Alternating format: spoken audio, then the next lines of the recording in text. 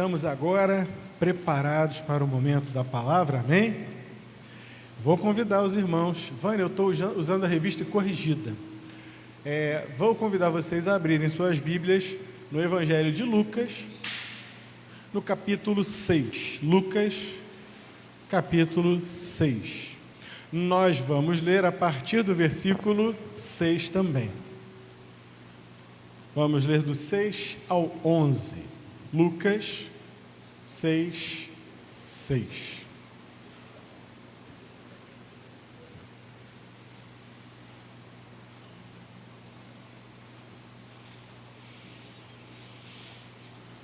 Esse versículo, esse capítulo, ele começa já com mais uma das muitas discussões que rolam em torno do sábado. O pessoal ali era firme, o pessoal ali os fariseus, eles encrencavam que Jesus tinha essa mania, vejam só, de mexer com o sábado. O sábado era sagrado, mais do que uma pessoa em necessidade.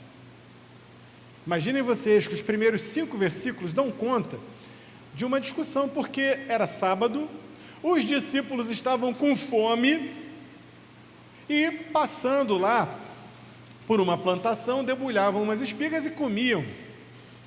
E aí o pessoal revoltado: poxa, mas os teus discípulos não têm jeito mesmo, estão trabalhando no sábado. Não, estavam se alimentando, estavam cheios de fome, ia ter que ficar com fome até o domingo, porque não podia nem sequer abrir uma espiga de qualquer coisa.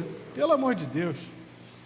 E o Senhor Jesus já explicou para eles que não era assim, que o sábado foi feito para o homem e não o contrário. Mas aqui nós vamos encontrar, e detalhe, o versículo 5 ainda vai dizer: o Filho do Homem é Senhor até do sábado. Termina com esse versículo. E agora vamos ter uma nova discussão sobre o assunto no versículo 6 ao 11. Acompanhe comigo, está na tela. E aconteceu também em outro sábado que entrou na sinagoga. Quem entrou na sinagoga? O Senhor Jesus. E estava ensinando. E havia ali um homem que tinha a mão direita mirrada. Quero que os irmãos entendam a cena que está acontecendo. Na sinagoga era costume haver aquilo, pastor Marcos, que existe aí em certas igrejas ainda, a tal da oportunidade. Então o Senhor Jesus, ele estava na oportunidade, ele pega o rolo da lei e ele estava ensinando, ele estava no centro das atenções, ele não era alguém naquele momento ali periférico, que estava simplesmente sentado ouvindo a Torá. Ele estava com o rolo de livro na mão, ensinando. Ele era o centro da coisa. E neste contexto, é como eu estou aqui sobre esse patamar um pouco mais alto que os irmãos, e os irmãos estão com os olhos travados aqui em mim.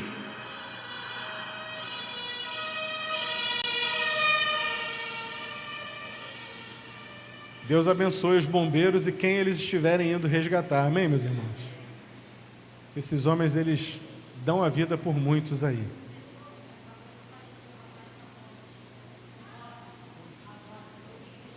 Estou subindo agora aqui, para outro ponto.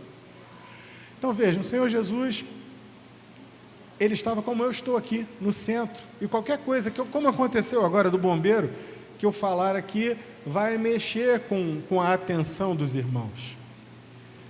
Mas também da mesma forma que eu estou aqui em cima e vejo tudo à minha volta, lá na galeria, aqui embaixo, até lá fora na rua, também o Senhor Jesus estava na mesma posição. E nessa condição de ser o centro das atenções e de também conseguir ver à sua volta, ele vê um homem com a mão mirrada. Deixa eu colocar você dentro dessa sinagoga. Nessa sinagoga você iria encontrar bancos assim em volta, Mas não ia ser assim como é hoje, que qualquer um senta como quer, de qualquer maneira, não. Os primeiros lugares, logo à frente aqui, eles eram reservados. Lembra quando o Senhor Jesus disse: quando tu fores na casa de alguém, convidado, não busque os primeiros lugares não, senta mais para longe para você ser convidado. Então, na sinagoga a coisa funcionava exatamente ao contrário. Aqui nos primeiros bancos, logo à frente de quem estava ministrando, ficavam os coroados, ficavam os mestres, os doutores da lei, os rabinos, os copistas da lei. Ficava a fina flor, a nata, ficava bem ali na frente. O que quer dizer isso? Era uma responsabilidade você se meter a ensinar na sinagoga. Qualquer descuido, né, já iam te gongar ali mesmo. E o Senhor estava ali. E aquela turma já não gostava muito dele, porque, vou relembrar mais uma vez o que estava acontecendo ali nos tempos de Jesus.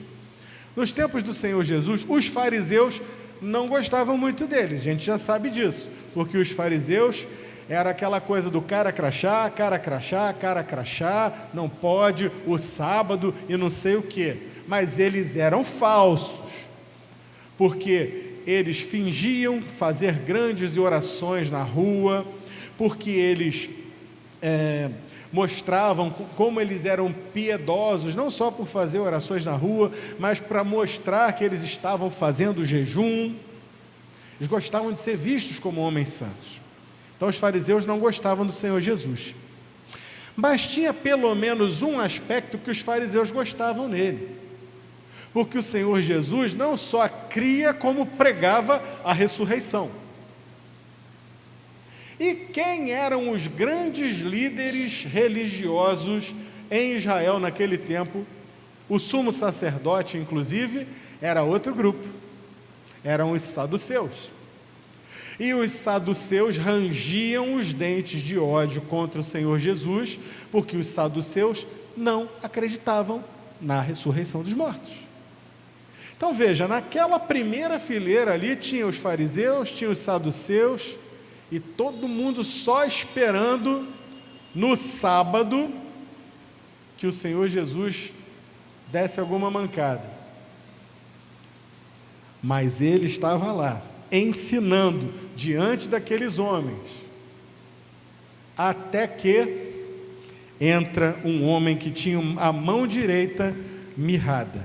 Os seus ossos não haviam sido formados da maneira correta, portanto a sua mão não se abria como deveria.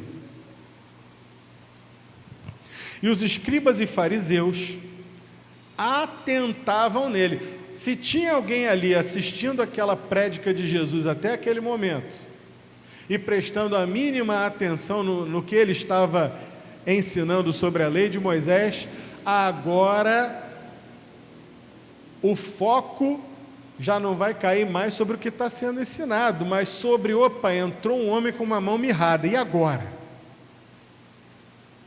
O ensino de Jesus parou, deixou de ser importante naquele momento. Não importa se ele estivesse com o livro de Isaías na mão, não importa se ele estivesse com a lei de Moisés na mão, o que importava agora era, opa, para tudo, chegou aí um homem com a mão mirrada, ele não vai ousar, hoje é sábado, aqui na sinagoga, não, ele não vai fazer uma coisa dessa. E os fariseus atentavam nele, se o curaria no sábado para acharem de que o acusar. Olha como é a coisa, meu irmão. O Senhor Jesus, o Filho de Deus, estava ali, que presente. Já pensou, pastor Marcos, estar nessa sinagoga, ouvindo o Filho de Deus, ensinando? Que privilégio, hein, irmão Paulo? Já pensou? Mas a turma não estava preocupada em ouvir o ensino, eles estavam preocupados em achar uma ocasião para o acusar. Mudou completamente o foco. Isso acontece ainda hoje, pastor Marcos? Será que isso acontece? Hein? Pastor, é Marcos também, né? Hã? Márcio, é Marcos e Márcio, desculpa. Pastor Márcio, será que isso acontece hoje? Será que tem crente hoje que vem à igreja e está aqui cantando e tal, o louvor, aí de repente entrou aquela música que ele não gosta, essa eu não gosto não. Aí pega o celular, vai zapear no celular, aconteceu isso, vou mandar por fulano, por Beltrano. Será que tem isso por aí, pastor Marcos? Parece que tem, eu ouço falar, mas aqui não, amém, irmãos? O foco não estava em Jesus, o foco não estava no que o Rei da Glória, o Senhor dos Senhores estava ali para ensinar. Gente, estava tudo presente, a palavra de Deus estava presente duplamente, a palavra escrita, o rolo da lei estava ali, e a própria palavra, o Logos, o verbo eterno de Deus, estavam presentes.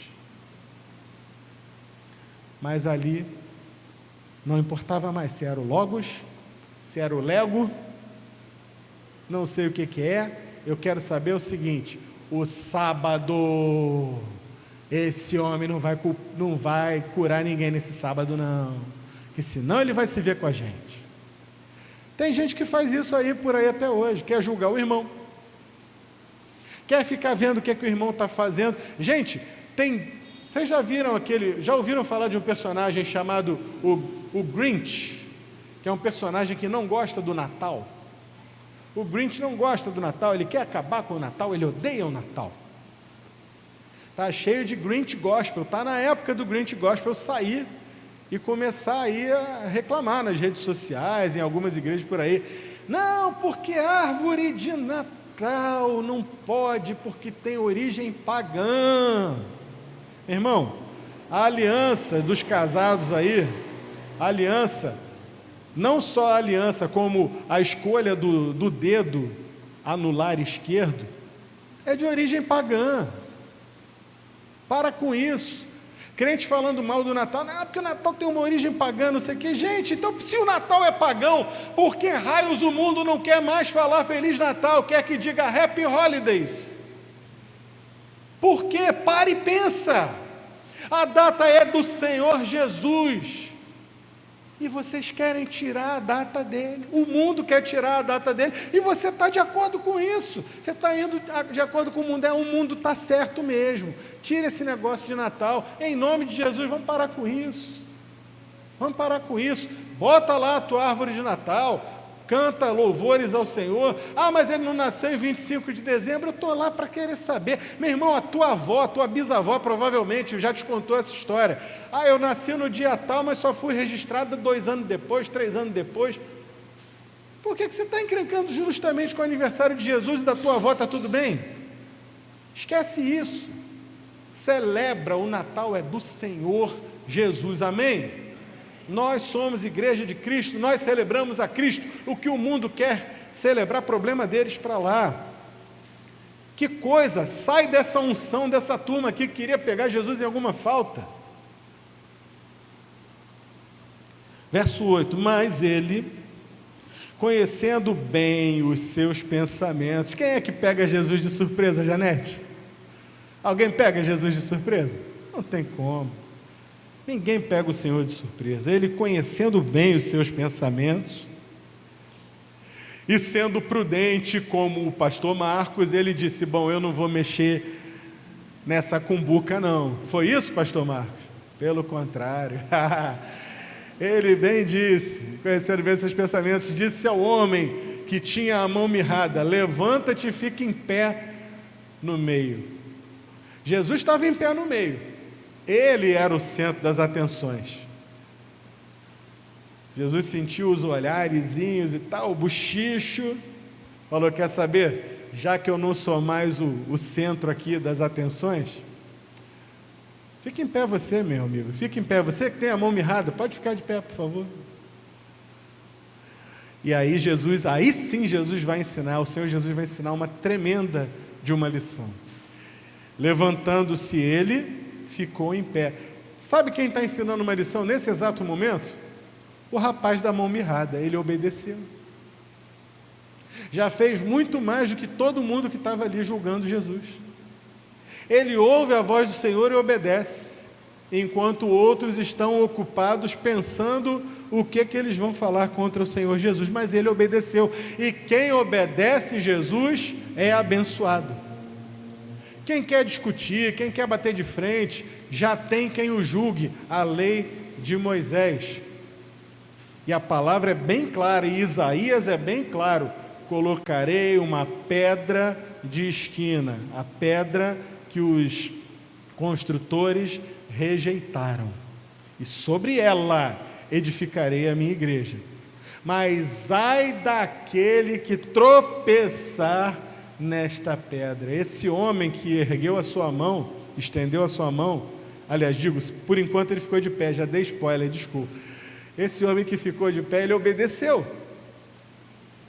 Todos os outros já estavam tropeçando na pedra. Todos os outros. O homem obedece, ele fica de pé. Então vem a lição. Então Jesus lhes disse: uma coisa vos hei de perguntar. É lícito nos sábados fazer bem ou fazer mal? Salvar a vida ou matar? E olhando para todos ao redor, disse ao homem: estende a tua mão. Estende a mão. E ele assim o fez. E a mão lhe foi restituída sã como a outra.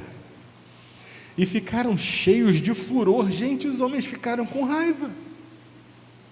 Ficaram cheios de furor. E um com os outros conferenciavam sobre o que fariam a Jesus. Vamos falar com Deus. Senhor, unge teu servo aqui para que possa falar dessa tua palavra maravilhosa. Em nome do Senhor Jesus, por quem oramos. Amém. Eu procurei até agora fazer um trabalho de trazer o texto à vida, para que os irmãos se colocassem ali naquela sinagoga e entendessem aquilo que estava acontecendo, o entorno do Senhor Jesus. Mas eu quero mesmo dar um foco hoje, é no versículo 9, deixa ele na tela, por favor, Vânia. Porque foi por intermédio deste versículo aí, que o Senhor falou ao meu coração. Aqueles homens que estavam naquelas primeiras fileiras, não estavam prestando atenção no ensino, não estavam preocupados com o homem da mão mirrada, não estavam preocupados em aprender da palavra de Deus. Eles estavam preocupados, uma pergunta simples aqui para os irmãos: aqueles homens estavam com a sua mente voltada para fazer algo bom ou mal? O que os irmãos acham? Mal. O coração deles estava com uma intenção maligna, certo? Eles estavam no lugar certo, na hora certa, com a intenção errada. E como foi que nós começamos o culto dessa noite? Nós estamos na casa de Deus. Foi isso que eu falei?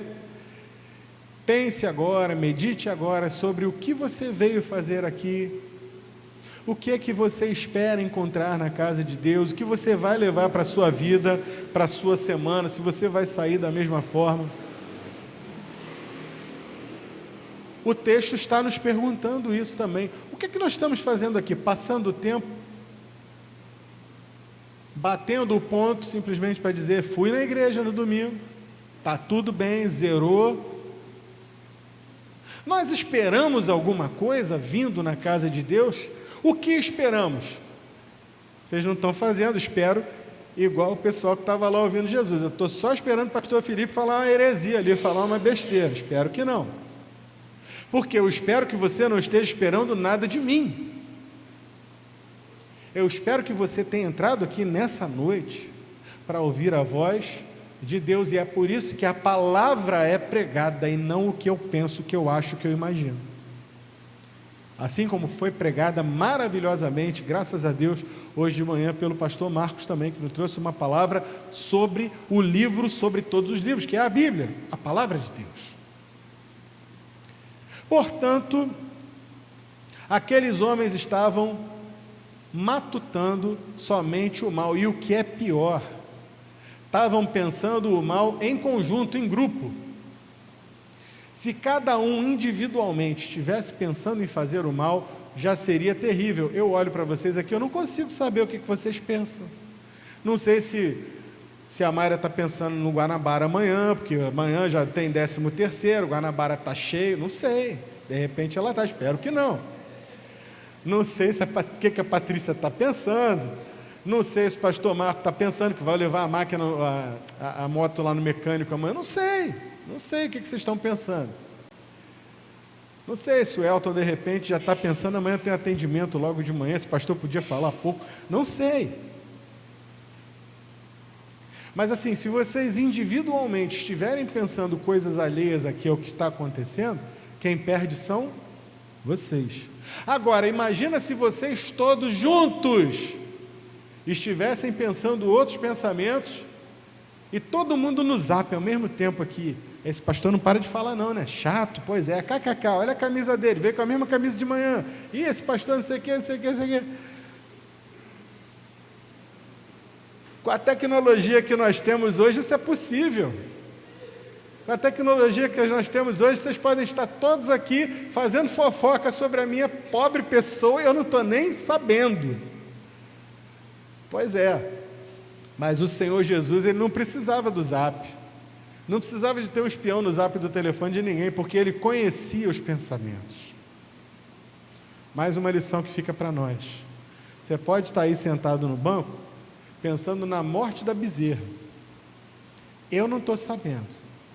Mas o Senhor sabe, o dono da igreja sabe, Ele conhece, Ele sonda os corações. E quando Ele sonda os corações, de capa a capa da Bíblia, há um Deus que é revelado, que sonda os corações. E todas as vezes que Ele sonda os corações, Ele faz a mesma coisa. Sabe o que é que Ele faz? Ele nos confronta com o nosso pecado. Deus é onipresente, sim ou não? Os irmãos creem que Ele é onisciente, que Ele sabe todas as coisas? Mas Adão pecou. E o Senhor não tocou um raio do céu, não fez tremer a terra, não fez a terra engolir Adão nem Eva. O Senhor não apareceu magicamente, como os outros deuses pagãos aí, como Zeus faria. Zeus já daria lá de cima um raio, fulminou Adão, acabou. Não. O Deus eterno, o Criador de todas as coisas, Ele vem da mesma forma, como sempre veio até então, procurar o homem. E Ele faz uma pergunta, o Deus onisciente, o Deus que sabe todas as coisas. Ele vira e fala: Adão, onde estás? E essa é a definição de pergunta retórica, porque Ele não precisava da resposta de Adão. Ele sabia. Adão, onde estás? Para que o Senhor faz essa pergunta a Adão? Para que Adão caísse em si. Para que Adão confessasse o seu pecado, para que Adão entendesse a gravidade do pecado e para que ele entendesse que as suas atitudes tinham consequências e que aquilo que ele mesmo estava tentando fazer ali para esconder o seu pecado não resolveria. Sem Deus ele nada poderia fazer. Não é isso que o Senhor Jesus vai dizer também? Sem mim nada podeis fazer. A Bíblia, ela é um livro só, como o pastor Marcos pregou hoje de manhã, ela não se contradiz, ela se complementa. Uma das coisas que nós temos aprendido, que aprendemos no seminário, é que a Bíblia explica a Bíblia, ela mesma se explica. Portanto, o Senhor vai até Adão, e então começa aquele diálogo, e então começa ali um processo de cura, que seria completado na vinda de Jesus. E o que o Senhor Jesus está fazendo aqui é a mesma coisa. Ele chama a atenção daqueles homens para que eles pudessem entender o pecado deles, mas o coração deles estava duro. O coração deles estava muito duro. Eles estavam todos focados juntos em fazer o mal. Por isso eu sou chamado a atenção por esse versículo 9. A pergunta que o Senhor Jesus fez aqui era a pergunta, isso aqui é a versão atualizada do Adão, onde estás? A pergunta que Jesus está fazendo aqui é: onde é que está a cabeça de vocês? Uma coisa vos hei de perguntar: é lícito nos sábados fazer bem ou fazer mal? Salvar uma vida ou matar ou a destruir? Se esses homens tivessem meditado minimamente, se eles não estivessem com o coração tão ebulindo de ódio, tivessem honestamente confrontado a realidade das suas vidas com essa pergunta, alguns daqueles homens poderiam sair dali transformados, talvez todos eles. A pergunta do Senhor é muito clara. Hoje é sábado? É o dia de adorar ao Senhor? É dia de adorar ao Senhor? É dia de ir na sinagoga? É dia de ir na sinagoga. É dia de aprender sobre Deus? E como é? De aprender aquilo que Moisés ensinou? Sim. E os profetas? E os profetas? Que bom! Sim. Zetov, em bom hebraico. É bom, isto bom. Zetov. Então tá bom. Então o sábado é um dia para fazer o bem, sim ou não? É um dia bom, um dia para fazer o bem. Mas ninguém ali estava pensando em fazer o bem. E se irritaram justamente porque o Senhor estava mostrando a necessidade de alguém que precisava daquela ação que só Ele poderia fazer. Só Ele poderia fazer aquele bem. Ninguém ali poderia curar. E eu me choco quando eu leio certos textos na Bíblia, que eu fico assim, eu boto a mão na cabeça, eu fico, não é possível, eu não estou lendo isso. Coisas do tipo, e se irritavam contra Jesus por curar no sábado, e em outra ocasião tem uma vez que eles dizem, mas não poderia curar em outro dia, mas tinha que ser no sábado. Pergunta que me dá vontade de fazer: ô irmão, e você ia curar ele quando? Que dia que você ia curar se trouxesse aqui? Porque se sábado não pode, tudo bem. Você cura na segunda, na terça, no domingo? Pode ser. Quem estava encrencando com Jesus não curava dia nenhum, não podia fazer nada. Porque estavam vivendo uma religião morta. Estavam diante do Deus vivo. Estavam diante da palavra de Deus encarnada, pelo amor de Deus. E a própria palavra encarnada, o próprio Filho de Deus, pergunta: é lícito fazer bem? A resposta deveria ser sim, é lícito fazer o bem. Ou fazer mal? E a resposta lógica seria não, não é lícito fazer o mal. Nem no sábado e nem em nenhum outro dia, porque somos filhos de Deus. Essa é a resposta para essa pergunta. Quando nós estamos, meus irmãos, temos que ter cuidado nesses nossos tempos, porque nós hoje estamos sendo muitas vezes convidados para termos algumas paixões na política, por exemplo. Então, nós temos algumas questões assim, que nós precisamos não deixar aflorar nos nossos corações. Não podemos deixar que certas paixões queimem, ardam no nosso coração, a ponto de tirar o foco na palavra de Deus, de fazer o bem. Os irmãos estão entendendo? Nós devemos continuar servindo ao Senhor, fazendo o bem, orando pelos que nos perseguem. Não foi isso que o Senhor Jesus ensinou? Se alguém nos obrigar a caminhar 1 milha, vai com ele 2. E assim vamos.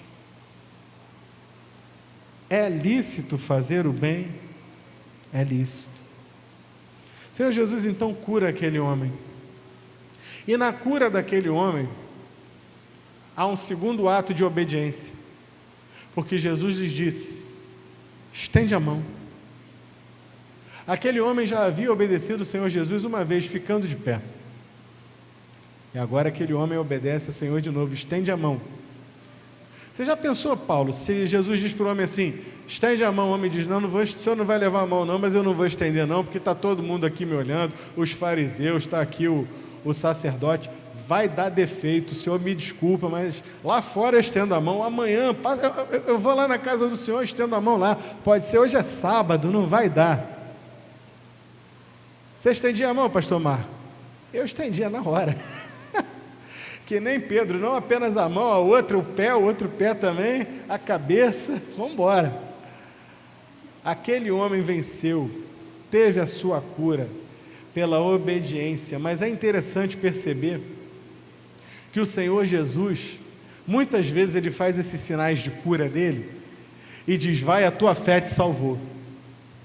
Mas ali havia uma lição, e é por isso que eu não gosto de chamar os milagres de milagres, eu gosto de chamar, como João chama, sinais, são sinais. É um sinal do reino de Deus. E ali sinaliza para o fato de que sim, o dia do Senhor é dia de fazer o bem. Temos feito o bem?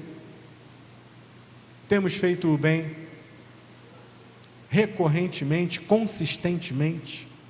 Ou temos sido relapsos e remissos em fazer o bem? Deus tem falado comigo com relação a essa questão de fazer o bem. Precisamos nos esforçar para fazer o bem.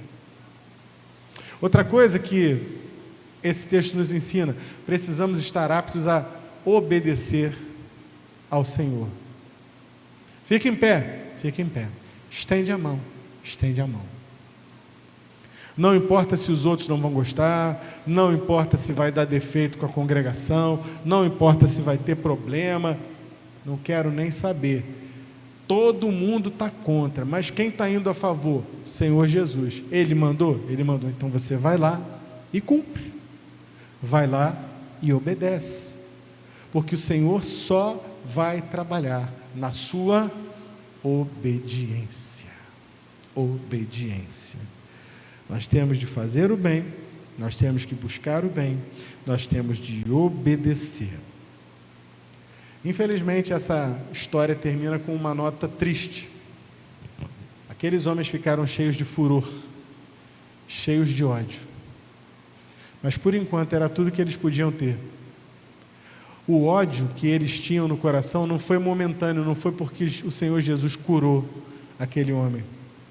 Aquele sinal, aquele milagre, apenas serviu para revelar o que já estava no coração deles.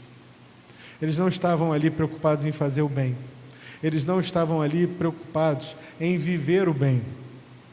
Eles estavam ali vivendo uma religião que não adianta de nada. O Senhor Jesus mostrou que a falsa religiosidade daqueles homens não estava fulcrada, não estava baseada no amor a Deus, mas estava baseada na justiça própria, nas crenças que eles tinham entre eles mesmos e na política que eles faziam entre si, dentro daquela comunidade de fé. Que Deus nos livre de vivermos uma falsa religiosidade.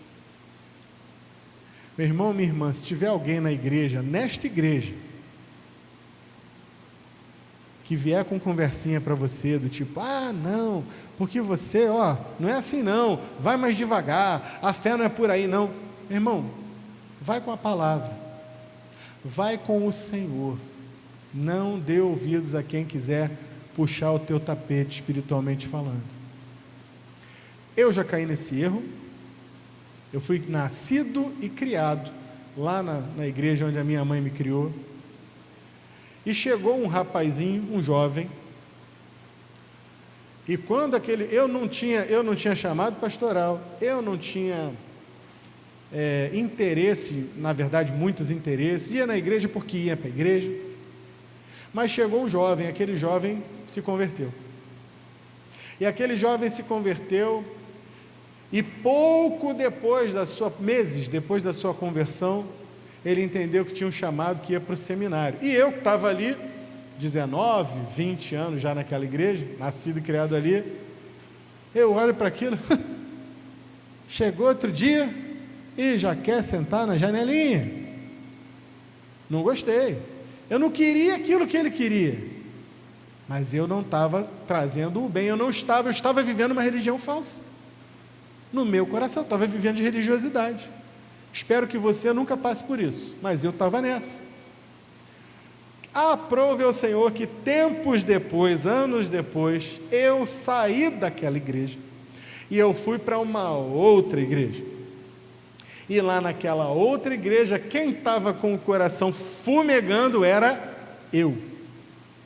E o crente, quando ele está com o coração em chama, meu irmão, ele é chato, sai da frente, que ele quer estar em todas, ele quer estar em tudo que é culto, ele quer estar em toda a programação, ele quer estar à frente, ele quer ajudar como for, ele quer até lavar o banheiro da igreja, quando o coração está inflamado, está em chamas. E eu estava nessa.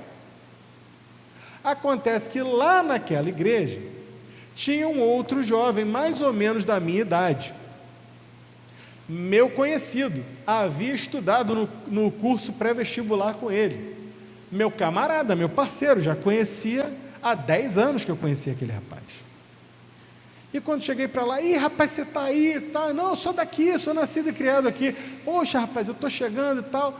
Beleza, a princípio muito bem recebido, mas depois ele foi vendo que eu estava andando com o pastor, que eu estava indo onde o pastor ia, que o pastor ia visitar, eu ia visitar com ele, que o pastor ia pregar fora, eu ia com ele quando ele ia pregar fora, que eu ia na casa do pastor, que eu estava sempre na igreja o tempo todo. Um dia ele me deu um passa fora, do tipo assim, você está aí fazendo de tudo, você quer aparecer? Eu estava querendo aparecer? Não estava, mas eu estava servindo ao Senhor com alegria no meu coração, transbordando rios de água viva. Mas eu entendi aquele rapaz. Ali me caiu a ficha do que passou no meu coração anos antes, que é a mesma coisa que está acontecendo aqui com esses fariseus. Graças a Deus eu passei por isso e fui liberto disso. Graças a Deus que esse rapaz também, outro dia, no ano passado, eu encontrei numa outra igreja lá no Rio, ele está lá, está servindo, está abençoando. Deus seja louvado por isso. Ele não deixou a igreja do Senhor. Esse fariseu aí pode estar aqui dentro da igreja. Eu não estou dando recado para ninguém, eu não identifico ninguém com esse perfil aqui. Mas esse fariseu pode estar aqui dentro da igreja. Esse fariseu, que fui eu no passado, que foi esse meu amigo depois, pode ser você, e até eu de novo, se a gente não vigiar, se a gente não tirar os olhos do Senhor e da sua palavra, para tentar fazer valer aquilo que a gente acha, aquilo que a gente gosta, aquilo que a gente pensa que é bom.